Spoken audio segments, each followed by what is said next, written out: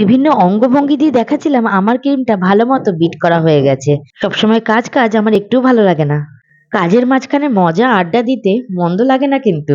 আজকে যে কেকটার ডেকোরেশন আমি তোমাদেরকে দেখাবো, সেই কেকটা পার্ট পার্ট করে ভাগ করে দিয়েছি। এই ছোট্ট রিলের মধ্যে পুরো ভিডিওটাকে আনাটা মনে হয় ব্যস্ততম জীবনটা যেন চাড়া দিয়ে উঠেছে।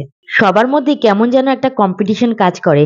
তাই যখনই বড় কোনো ভিডিওটাকে আমি রিলস ভিডিওর মধ্যে তৈরি করি, আমারও তাই মনে হয়। তাই এই ভিডিওটাকে আমি ৩ টে পার্টে ভাগ করেছি, আর সেটাই একটু একটু করে তোমাদের সামনে আনবো। কেকটা অর্ডার করেছিল আমারই এক রিপিট কাস্টমার।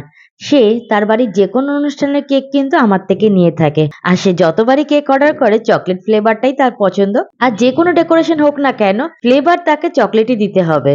টেস্ট নিয়ে তার মাথা ব্যথা আছে, কিন্তু ডেকোরেশন নিয়ে তার কোনো মাথা ব্যথা নেই। আমাকে শুধু বলে দিয়েছিল মেয়ে পছন্দ করবে এই রকম ধরনের কিছু একটা কেক তুমি বানিয়ে দিও। তো আমি আমার মতো করেই চেষ্টা করেছি। তবে একটা ঘটনা ঘটেছিল এই কেকটার সময়। এই কেকটা অর্ডার এসেছিল তো আমাকে 1 পাউন্ডের, কিন্তু যখন পুরোটা কেক ডেকোরেশন কমপ্লিট হয়, আমি দেখলাম কেকটার ওয়েট গিয়ে দাঁড়িয়েছে 1.5 পাউন্ডের মতো। আর সেটা যখন কাস্টমার আমার কাছ থেকে কেক রিসিভ করার জন্য চলে এসেছিল, কাস্টমারকেও দেখিয়েছিলাম, তো সে না একটু থতমত খেয়ে গেছিল।